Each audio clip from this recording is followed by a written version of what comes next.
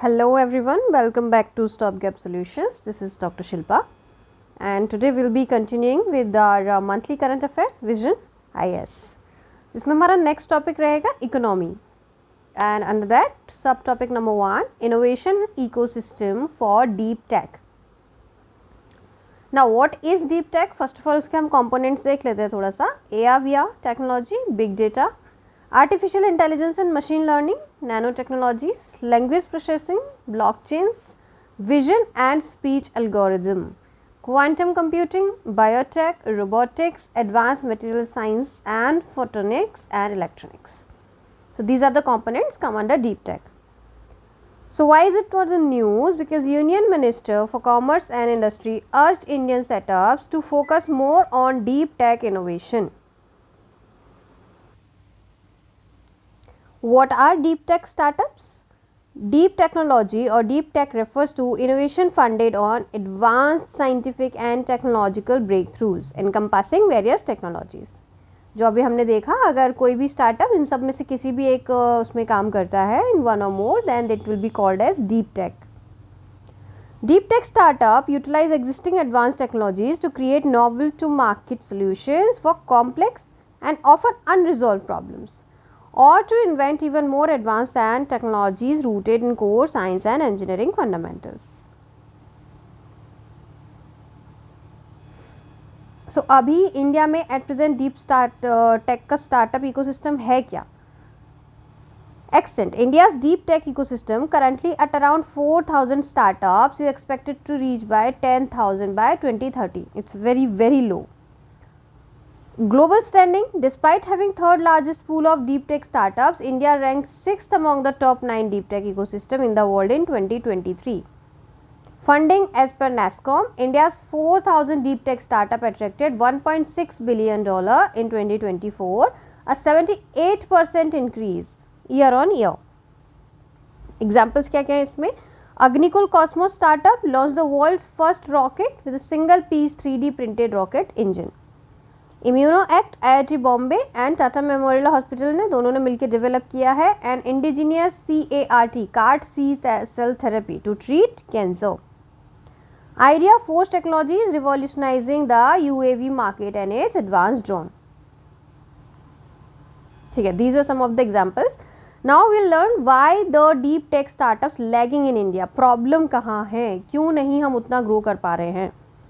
सो lagging institutional support. सबसे पहले तो इंस्टीट्यूशनल सपोर्ट ही नहीं है. According to a study commission by the office of the principal scientific adviser, only 1 in 6 public funded research and development organization provide support to deep tech.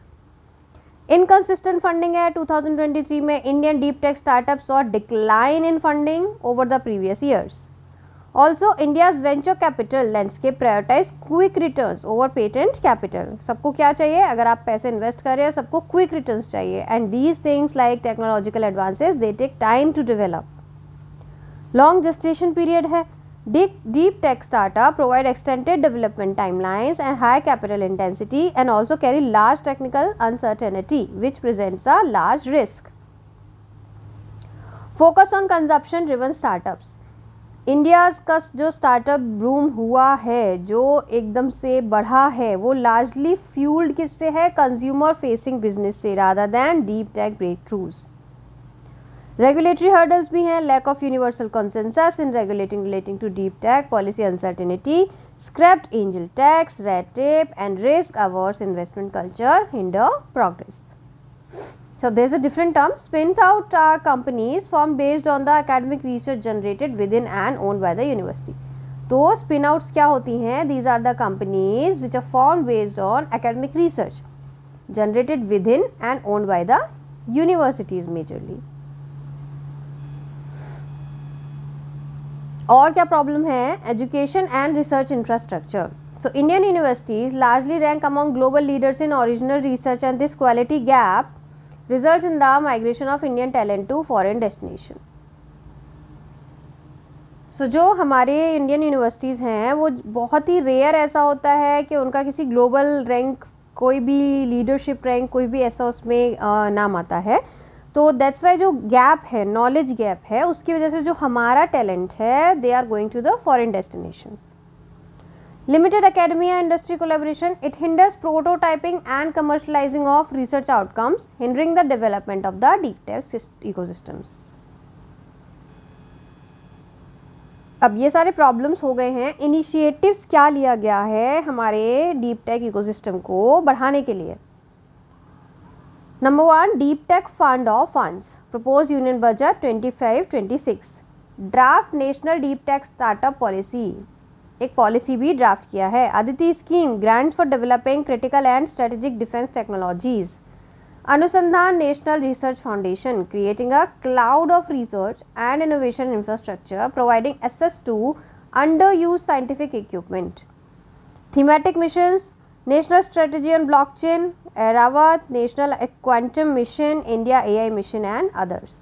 International collaborations हैं, initiative on critical and emerging technology with USA, partnership for resilient semiconductor supply chain with Japan and queen by quad members.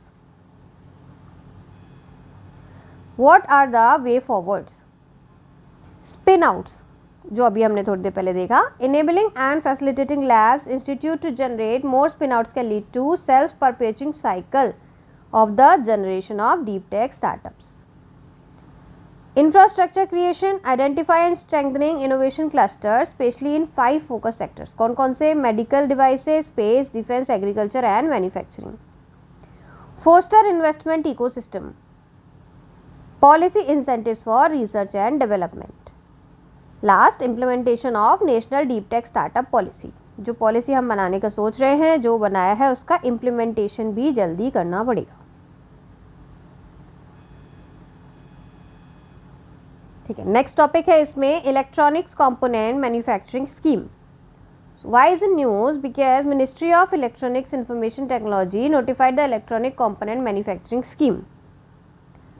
So about ECMS, ministry इसका मेटी.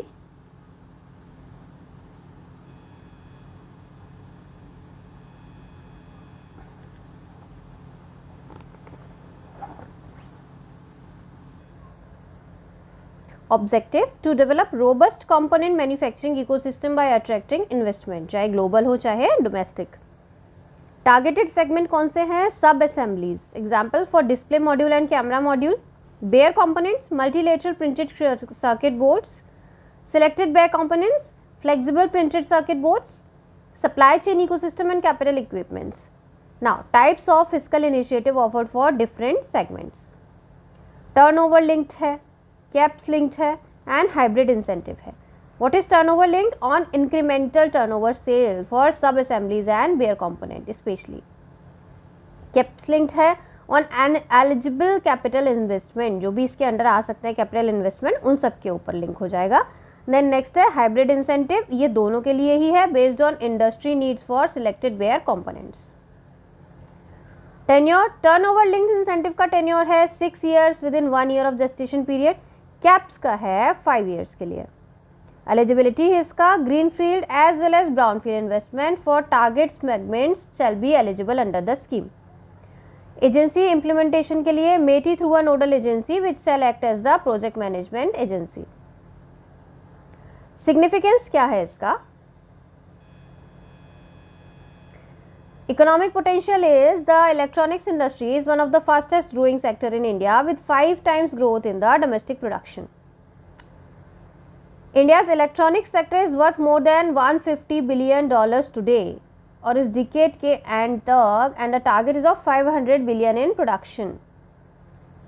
Export growth है, the sector contributed around $29.12 billion to India's total exports in financial year 24, which is 20% greater compound average growth rate.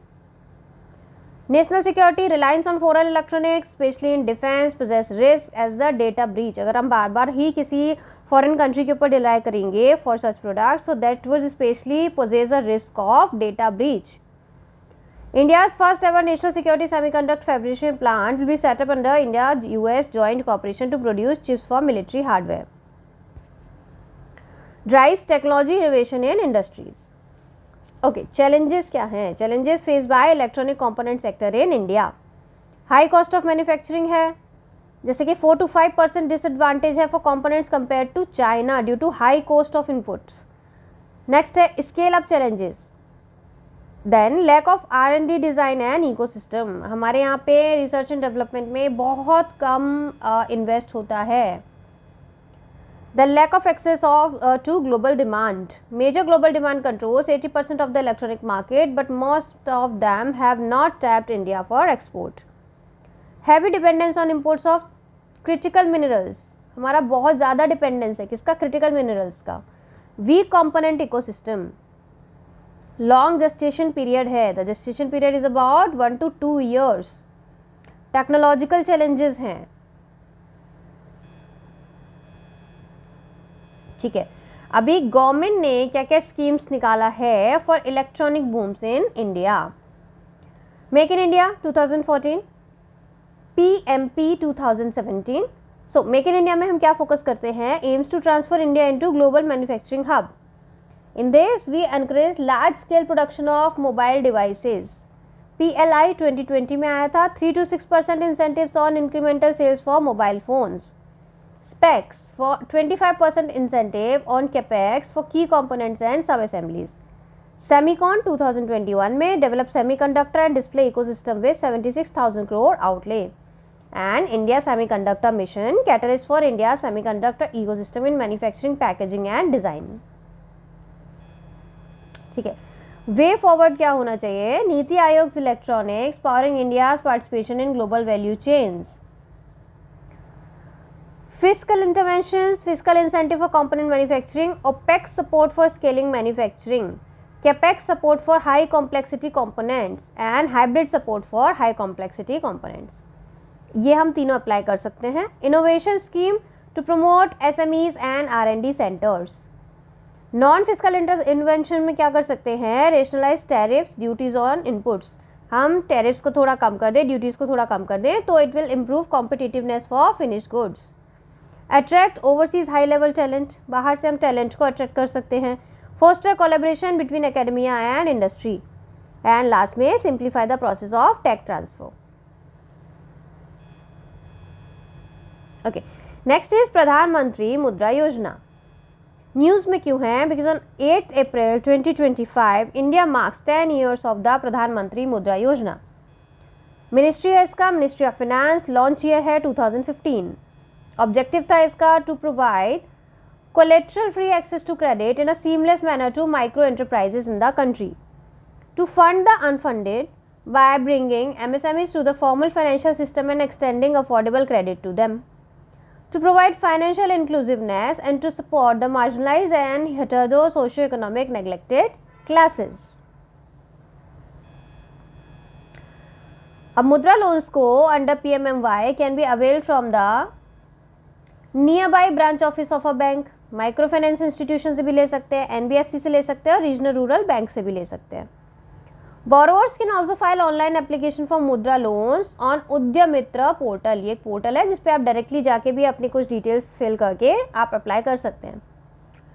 मुद्रा micro unit development and refinance agency limited provides refinance support to its intermediaries by bank, micro finance and NBFCs। Mudra है क्या? Is a refinance agency and not a direct lending institute. Mudra से जाके आप direct finance नहीं कर सकते हैं, आप ये एक रीफाइनेंसिंग एजेंसी है जो पहले बैंक्स को या फाइनेंशियल इंस्टीट्यूशंस NBFCs को फाइनेंस करेगा, जहां से आप लोग उसको अवेल कर सकते हैं। It also monitors the PMMY data bye managing the web portal. ठीक है, अब हम कैटेगरीज अगर देखें लोन की क्या क्या होती है, कितने तक का आपको लोन मिल सकता है। सो शिशु कवर अप टू 50,000, किशोर 50,000 से लेके 5 लाख तक, तरुण 5 लाख से लेके 10 लाख तक, and Tarun plus covering loans above 10 lakh and up to 20 lakh for those entrepreneurs who have availed and successfully repaid previous loans under the Tarun category. पहले आप इन तीनों में से किसी को अवेल कर सकते हो। अगर आपने तरुण कैटेगरी लिया है, उसमें अगर आपने अच्छे से अपने रीपेमेंट्स किए हैं तो आप तरुण प्लस के लिए एलिजिबल हो जाते हैं। Nature of assistance, term loan, overdraft limit, working capital and composite loan for acquiring capital. Overdraft amount कितना है? 10,000। ठीक है, वैल्यू एडिशन ऑफ मुद्रा, मुद्रा कार्ड मिलता है। It provides a facility of working capital arrangement in the form of an overdraft facility to the borrower. Mudra Mitra, it's a mobile phone application. It guides a loan seeker to approach a banker in availing Mudra loan under PMMY. What are the key features of PMMY? Collateral free loan है, इसमें आपको कुछ भी collateral नहीं रखना पड़ता है. Loans are guaranteed by credit guarantee fund of micro units. अगर आप कोलेट्रल नहीं रख रहे हैं तो कोई ना कोई उसकी गारंटी लेगा ही. So it is taken by credit guarantee fund for micro units. Then interest rate. The interest rates are deregulated. However, to improve implementation of the scheme, interest subvention scheme है 2% का on prompt repayment of शिशु loans. Also, Mudra extends a reduction of 25 BPs in the interest rate to MFIs and NBFCs. अगर वो किसको provide करते हैं? Women को loan provide करते हैं. सो ओवरऑल इसमें सारे नेग्लेक्टेड सेक्टर्स जो हमारे क्लासेस हैं, जो विमेन एंटरप्रेन्योर्स हैं, उन सबको लोन मिलेगा. Progressive lending from Shishu to Tarun. The share of Kishore loans has grown from कितना बड़ा है? 5.9% financial year 16 to 44.7% financial year 25 में. 16 से लेकर 25 तक में इतना हमारा इंक्रीज हो गया है. पहले कितना था? अभी 4.4. Tarun category is also gaining momentum, providing that Mudra is not just about starting business but helping them skill. तो ज़्यादा कौन सा है? किशोर. लेकिन वो धीरे धीरे हमारा तरुण कैटेगरी भी अच्छे से बढ़ रहा है, जिससे हमें पता क्या चलता है कि छोटे छोटे लोन्स तो ज़्यादा लिए जा रहे हैं, बट उन बिजनेसेस को ग्रो करने के लिए, एक्सपेंड करने के लिए भी लोन बड़े अमाउंट के दोबारा से ले रहे हैं. Helps in reducing regional disparity. The proportion allocated to developed regions declined while underdeveloped regions such as Bihar, UP, Odisha, North East इसमें गेन हुआ है. तो बेसिकली ज़्यादा लोन कहाँ गए हैं? बिहार में, यूपी में, उड़ीसा में और नॉर्थ ईस्ट में. Promote first time entrepreneur. Out of 52 crore loan given to Mudra, over 10.6 crore gone to first time entrepreneur, जिसने सबसे पहली बार अपना कोई बिजनेस रन किया है, उसके लिए ज़्यादा लोन प्रोवाइड किया गया है.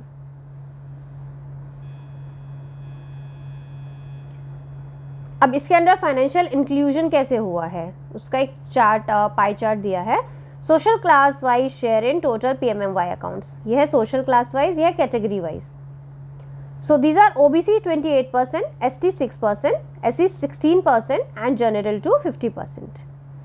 देन कैटेगरी वाइज अगर हम देखेंगे तो न्यू एंटरप्रेन्योर अकाउंट्स हमारे 21% गए हैं, मिनॉरिटी में हमारा 11% गया है एंड विमेन एंटरप्रेन्योर्स हमारे 68% गए हैं. Synergies with other program.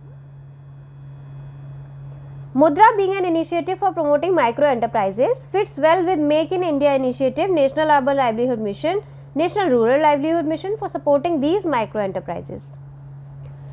अब इसमें इश्यूज क्या हैं, प्रॉब्लम्स क्या हैं? हाई NPAs हैं इसमें. The non performing assets under PMMY are 2.21% overall. PSUs banks reported a higher average NPA of 3.6%.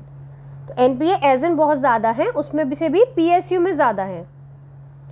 Issue in scheme design. Ceiling of 15% on pay out under CGFMU. Maximum amount is willing to cover for a default loan. Other issues हैं high guarantee fee ज़्यादा है, high refinancing rates हैं, security risk है. Implementation challenge है, borrowers lack knowledge of basic documentation. जिनको चाहिए loan उनके पास में बेसिक डॉक्यूमेंटेशन का उतना नॉलेज भी नहीं है, तो ज़्यादातर लोन जो होती हैं एप्लीकेशन तो इसीलिए रिजेक्ट हो जाती हैं. और किसी का सिबिल स्कोर जब चेक किया जाता है तो उनका भी उसको नॉलेज नहीं है, उसकी वजह से भी रिजेक्ट हो जाता है. Loan credit discipline. Sometimes loan is diverted for personal use leading to repayment defaults. अभी आप सबको पता है कि मुद्रा लोन मिल रहा है, एटलीस्ट 50,000 तक तो हम जाके अप्लाई कर ही सकते हैं. लोग लेते हैं, फिर उसको पर्सनल यूज़ में कर लेते हैं, देन रीपेमेंट डिफॉल्ट हो जाता है, which raises to NPAs. Poor monitoring and evaluation. Lack of standardised process for monitoring performances of micro entrepreneurs as frequent migration to of borrowers happens from one to another categories. अब measures क्या क्या लिया गया है to improve Mudra loans. See this is very good scheme. तो अगर properly implemented होता है तो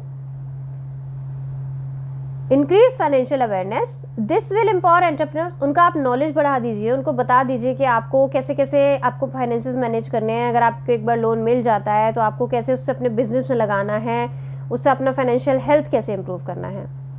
enhance credit guarantee scheme, this would help to encourage banks to lend more. अभी क्या है, इसमें किसी को कोई कोलेटरल नहीं रखना पड़ता है, तो बैंक्स भी हेजिटेट करते हैं कि हमारा भी एनपीए कन्वर्ट ना हो जाए, तो उसके लिए क्या करे गवर्नमेंट, इनहेंस कर दे क्रेडिट गारंटी को। Increase ticket size for women entrepreneur, ज़्यादा लिमिट का, अभी कम लिमिट का अगर लोन दे रहे हैं हम, थोड़ा ज़्यादा दें, किसको, specially for women entrepreneurs.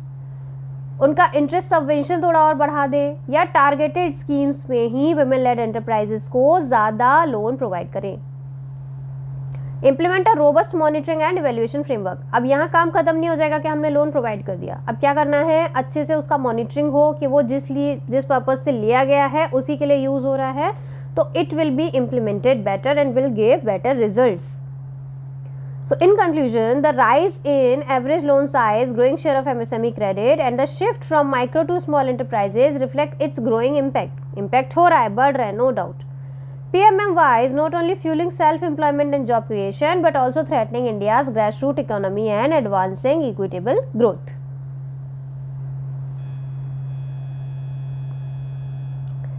One state, one RRB. ठीक है, ये this is our next topic. So, recently, Department of Financial Services notified amalgamation of किसका 26 रीजनल रूरल बैंक्स को on the principle of one state one RRB. एक state है तो एक ही रीजनल रूरल बैंक होना चाहिए। The amalgamation was done by central government in excess of the power conferred under regional rural banks act 1976। This is the fourth phase of amalgamation, इससे पहले भी 3 बार हो चुका है। And there will be 28 RRBs, जो पहले कितनी होती थी 43, जैसे कि Baroda UP bank, Aryavart bank, Prathama UP Gramin bank in the state of UP have been amalgamated to the single RRB Uttar Pradesh Gramin bank. First phase of amalgamation कब हुआ था, 2006 से 2010 में। किसकी रिकमेंडेशंस पे, doctor Vyas committee with focus on merging RRBs under the same sponsor bank. Now what are regional rural banks? So their genesis, Regional Rural Bank were established in 1975 based on the recommendation of the Narsimhan Working Group.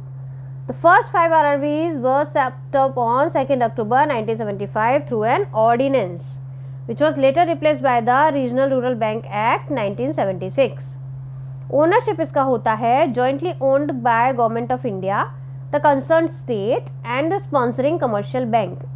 50% stake हमारा Government of India use लेते हैं, concern state जिस भी state में है वो 15% देगी, and rest 35% जो उसका कमर्शियल बैंक जो उसको स्पॉन्सर कर रहा है वो देगा।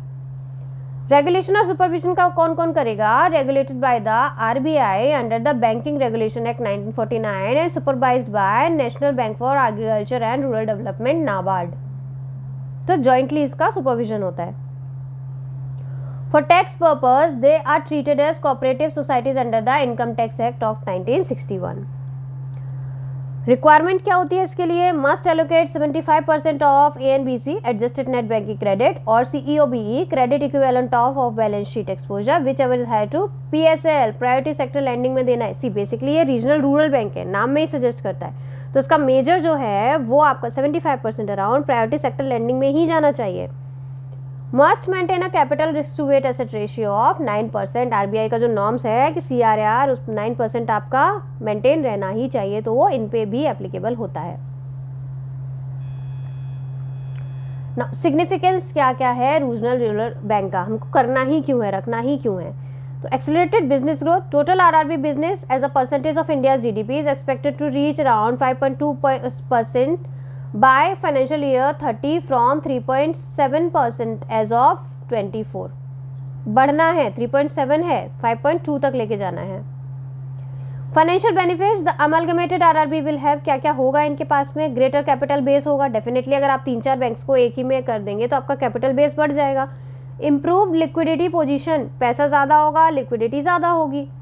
इम्प्रूव्ड कंप्लाइंसेज, ज़्यादा ईजी होगा फंक्शनिंग। स्ट्रेंथन लैंडिंग कैपेसिटी, ज़्यादा पैसा होगा, ज़्यादा लिक्विडिटी होगी, ज़्यादा कैपिटल होगा तो आप लैंडिंग भी ज़्यादा कर पाएंगे। Promoting financial inclusion and enhanced competitiveness. Now, data bank. State of RRBs in India as of March 2024 according to NABARD. 92% branches in rural semi-urban areas हैं. More than 22,000 branches in 700 districts. 6.6 lakh crore का deposit है. 3 करोड़ के loan accounts हैं. ठीक है. Okay, other benefits में इसका आएगा ऑपरेशनल एफिशिएंसी हो जाएगी, availability of a large pool of capable personnel, then enhanced oversight and operational guidance. Challenges क्या हैं अगर हम इसको अमलगमेट करते हैं आरआरबीज को, तो इसमें चैलेंजेस क्या क्या आने वाले हैं? ऑपरेशनल आएंगे कुछ, तो कुछ आपके गवर्नेंस के आएंगे, कुछ टेक्नोलॉजी के आएंगे और कुछ फाइनेंशियल आएंगे. तो ऑपरेशनल में है difference in operational organisational structure. कोई कोई बैंक अपना अलग ऑपरेशंस करते हैं, ऑर्गेनाइजेशन स्ट्रक्चर अलग है. अगर हम उनको अमलगमेट करेंगे तो कौन सा बैंक है जो किसका ऑपरेशन स्ट्रक्चर अडॉप्ट करेगा? अनएक्सपेक्टेड डिलेज हो जाएगा, ऑपरेशनल डिफिकल्टी भी आएगी. गवर्नेंस में है वर्कफोर्स रीअलाइनमेंट करना पड़ेगा और एम्प्लॉयमेंट का मूवमेंट करना पड़ेगा. जो भी वहाँ काम करते हैं, अगर आप उनको अमलगमेट कर रहे हैं उनके बैंक्स को, तो आप उनके एम्प्लॉयज़ जो हैं उन्हें भी मूव करना पड़ेगा. Difficulty in tracking updates. Financial में इनकन्सिस्टेंसीज हो जाएंगी in the charts of account. Possibility of an adverse impact possible है. Compliance complications in the movement of securities funds and investment. आप बिल्डिंग शिफ्ट करेंगे, अमलगमेट करेंगे, तो सिक्योरिटीज फंड्स और investment को मूवमेंट कैसे होगा? Technology issue related to ensuring secure migration of CBS data. And बहुत ही ज़्यादा वॉल्यूम का डेटा है, आप उसके बैकअप्स कैसे लेंगे? Conclusion: to ensure success of the one state one RRB amalgamation, it is crucial to harmonize the HR policies, integrate digital system, streamline कर दीजिए branch operation को, and tailor products to local needs. NPA recovery बढ़ेगा. Forming state level monitoring committee and conducting regular financial reviews will help address the challenges and promote financial stability. See, this is not happening the first time; it is happening fourth time now, fourth to fifth time now. तो ये जो challenges हैं उसको already tackle करना हमें आता है. We know how to tackle that. Is just that कि हमको उसको थोड़ा सा और अच्छे से इम्प्लीमेंट करना है. Okay, next news is India's external date.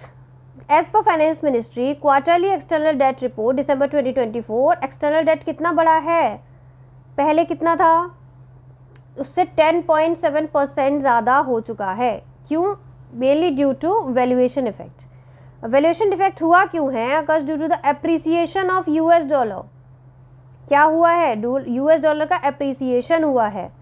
Other की highlights of the report: external debt to GDP ratio 19.1% है, पहले कितना था? 19%. Composition US dollar denominated debt and loans. Debt service principal payment plus interest payment decline by 0.1%. Long term versus short term debt, former recorded a marginal increase while the latter observed the marginal decline. Long term थोड़ा सा बड़ा है, short term थोड़ा सा कम हुआ है. About external debt मतलब क्या होता है इसका? Refers to the money borrowed from the sources outside the country by both central government and corporations. कहाँ से लेते हैं? बाहर के कंट्री से. हमारे कंट्री से बाहर अगर हम ले रहे हैं, that is known as external debt. और किस कौन लेता है? सेंट्रल गवर्नमेंट भी और कॉर्पोरेशंस भी. Predominantly dominated in other currency, जैसे कि यूएस डॉलर में या एसडीआर में, स्पेशल ड्रॉइंग राइट्स में. Sources could be foreign commercial banks, international financial institution भी हो सकता है जैसे आईएमएफ, वर्ल्ड बैंक भी हो सकते हैं, या कोई फॉरेन गवर्नमेंट हो सकती है. चैलेंजेस क्या हैं अगर आपका एक्सटर्नल डेट बढ़ता है? तो रीपेमेंट बर्डन हो जाएगा. जितना बढ़ेगा हमारे पास में रीपेमेंट बर्डन उतना ज़्यादा हो जाएगा. राइजिंग इन्फ्लेशन, इसकी वजह से महंगाई बढ़ती है. Because prolonged inflation further increases the interest rate, slowing down growth, resulting a higher external date.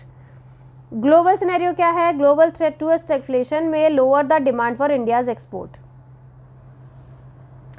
अब मैनेज कैसे करना चाहिए? की recommendation: diversifying currency transaction, US dollar पे हमारा डिपेंडेंस थोड़ा कम करना चाहिए. Sustainable debt practices, borrowing directed towards investment not consumption. Daily खाने पीने के आइटम के लिए आपको नहीं बोरो करना है, आपको इन्वेस्टमेंट के लिए बोरो करना है. सी, लॉन्ग टर्म इन्वेस्टमेंट अगर है हमारा, तो वो कैपिटल बनता है, उससे बाद में हमारे पास रिटर्न्स आते हैं और रिटर्न आएगा तो हम उसको टाइमली रीपे कर पाएंगे। लेकिन अगर हम पेटी एक्सपेंसेस के लिए, डे टू डे एक्टिविटीज़ के लिए अगर हम कहीं से लोन ले रहे हैं तो हम उसको कभी रीपे नहीं कर पाएंगे। Next is balancing growth with economic growth. आप बैलेंसिंग कर सकते हैं बोरो को इकोनॉमिक ग्रोथ के साथ, जैसे कि आपको फोकस करना है रोबस्ट फिस्कल पॉलिसीज पर, एक्सपोर्ट लोड लेड ग्रोथ पर। Next topic is MoSPI releases capex, capital expenditure survey.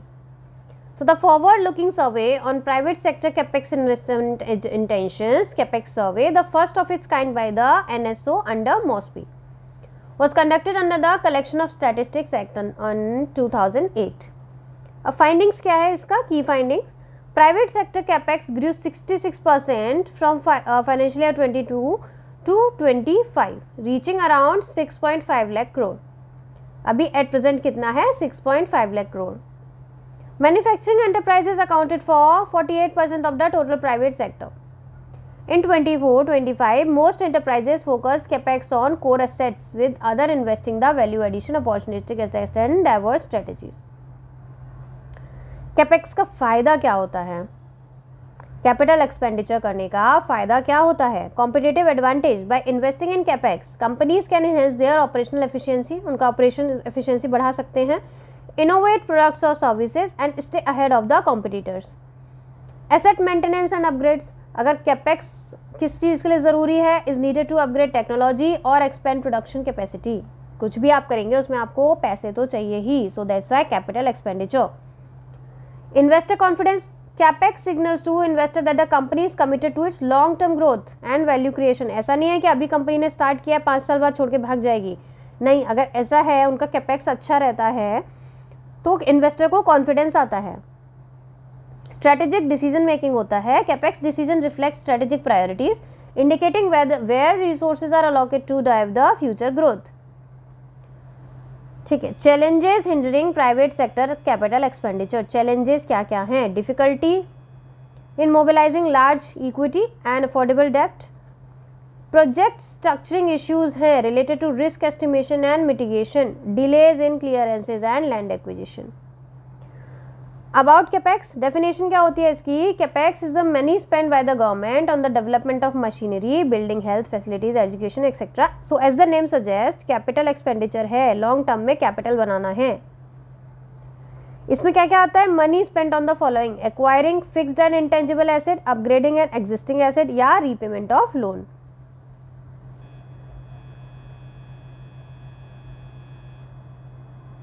Okay, so there is a छोटा सा चार्ट है जिसमें थोड़ा सा आपको कंपैरिजन बताया है capital expenditure and revenue expenditure का।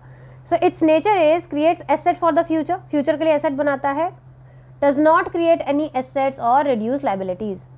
इम्पैक्ट है इसका result in long term benefit, day to day operational spending होती है इसमें, ड्यूरेशन है वन टाइम और इन फ्रीक्वेंट स्पेंडिंग, और रेवेन्यू का है ऑनगोइंग, चलता ही रहता है। Okay, next is Coastal Shipping Bill 2025. So recently the Lok Sabha passed the Coastal Shipping Bill 2025. So it aims to consolidate laws related to regulation of coastal shipping. It regulates all type of vessels, जिसमें ship भी है, boats भी है, sailing vessels भी है, mobile offshore drilling units भी हैं. To repeal the part 14 of the Merchant Shipping Act 1958, which regulates ships other than sailing vessels engaged in the trade with the coastal waters. किसको repeal करना है? Part 14 of the merchant shipping act 1958 को। अब under the bill coastal water का मतलब क्या है? Any part of the territorial water of India along with any part of the adjoining maritime zones of India with the meaning of the territorial water containing continental shelf, exclusive economic zone and other maritime zones, Act 1976 के according for undertaking costing trade. तो जो हमारा कौन कौन सा area इसमें involve है? Territorial waters, कोई भी एडजॉइनिंग मैरीटाइम जोन्स है उसका भी एरिया, टेरिटोरियल वाटर्स के अलावा continental shelf, exclusive economic zone और अदर मैरीटाइम जोन्स जो भी मेंशन्ड है हमारे जोन एक्ट 1976 के अंडर में। की प्रोविजन क्या है इसके? License for coasting trade. License issued by the Director General of Shipping is mandatory for foreign vessels. Coasting trade means carriage of goods or passenger by sea from any port or place in India to any other port or place in India. Strategic plan and database. It mandates the formulation of a national coastal and inland shipping strategic plan, जिसको हमको biennially revise भी करना है. Authority to DGs. It grants DGs the authority to seek information, issue direction and enforce compliance. So main power are DGs. Power to central government. It empowers the central government to provide exemption and regulatory oversight, ensuring streamlined and efficient coastal shipping operations in India. और provisions क्या है इसके? Regulate foreign vessels chartered by Indian entities, outline penalties for violation, provide participation of state duties. ठीक है. Next है new steel policy. तो ministry of steel has notified the revised DMISP policy, domestically manufactured iron and steel products. कब launch हुआ था? 2017 में. फिर revise हुआ 19, then 20, then 25. gives preference to domestically produced steel in government procurement. Nodal ministry है इसका ministry of steel. Applicability कहाँ का एप्लीकेबल होगा ये? द गवर्नमेंट मिनिस्ट्रीज में, डिपार्टमेंट्स में, एफिलिएटेड एजेंसीज जैसे कि public sector undertaking, societies, trust and statutory bodies. किस किस को कवर करेगा? सारे प्रोक्योरमेंट जो अबव 5 लाख होंगे. Materials covered, steel in melt and pour condition, flat rolled steel, bar, कुछ भी, सब कुछ इसमें कवर हो जाएगा. Melt and pour refers to the steel that has been produced in a steel making furnace and poured into its first solid shape. जैसे कि manufacturing होती है स्टील की और सबसे पहले जिस सॉलिड शेप में आता है उसी को हम मेल्ट एंड पोर बोलते हैं. Restriction on global tenders. No global tenders inquiries for most iron and steel products. Emphasis on domestic value addition. Capital goods used in production of the alloy such as furnaces, rolling mills must achieve at least 50% of the domestic value addition. So basically ये सब चीज़ें किया जा रहा है बाहर से हमारा डिपेंडेंसी कम करके और अंदर ही हम डोमेस्टिकली सारी चीज़ों को प्रोड्यूस करें. इसमें एक रेसिप्रोकल क्लॉज भी है. रेसिप्रोकल क्लॉज में है ban suppliers from countries that bar Indian firms in their government steel procurement. Why was the policy revise हुई क्यों थी? Rising threat from steel imports. India as a net importer है of finished steel. There was a surge in cheap steel imports from कहाँ से? China, Japan and South Korea. Stagnation in global market. There have been issues over capacities in production, slump in global steel demand and others. Strategic role of government procurement. Government buys 25 to 30% of India's finished steel for infrastructure, जिसमें railways में, defence में कहीं भी use होता है तो government around 25 to 30% of the production उसको use कर लेते हैं. Revise policy with support local industry through government demand.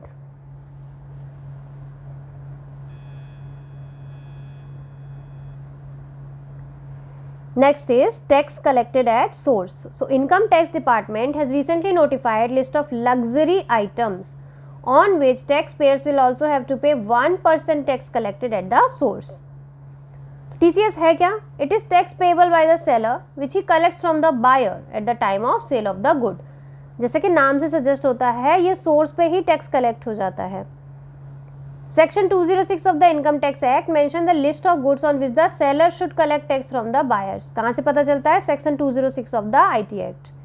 Section 52 of the CGST Act 2017 provide tax for collection at source by e-commerce operator in respect of the taxable supplies. Seller is categorized as any individual or organization authorized under TCS, which includes central government, state government, local authority, partnership firms and others. Liquidity coverage ratio LCR. Reserve Bank of India has come up with the new guidelines regarding LCR. RBI also said that banks need to assign a lower runoff factor on retail deposit. Runoff factor क्या होता है? It refers to the percentage of deposit that could be withdrawn by depositors in a stress scenario. ठीक है, जब भी ऐसा कोई problem हो तो उसको विड्रॉ किया जा सके. About liquidity coverage ratio. It is the amount of high quality liquid assets that financial institutions must have on hand to ensure they can meet their short term obligation in the event of market turmoil. कोई भी problem होता है तो उस time पे जो banks हैं वो मीट कर पाएँ, जो फाइनेंशियल इंस्टीट्यूशंस हैं वो अपने इंश्योर कर पाएँ जो शॉर्ट टर्म ऑब्लिगेशन है. The LCR is a result of updates of the Basel Accords, regulations created by the Basel Committee on Banking Supervision. तो बेसल अकॉर्ड्स, बेसल कमेटी किससे रिलेटेड है? बैंकिंग सुपरविजन से. High LCR decreases money supply by requiring bank to hold a larger proportion of the highly liquid assets. Obviously अगर उनको LCR high maintain करना पड़ेगा तो उनके पास में कम पैसे होंगे आपको लेंड करने के लिए.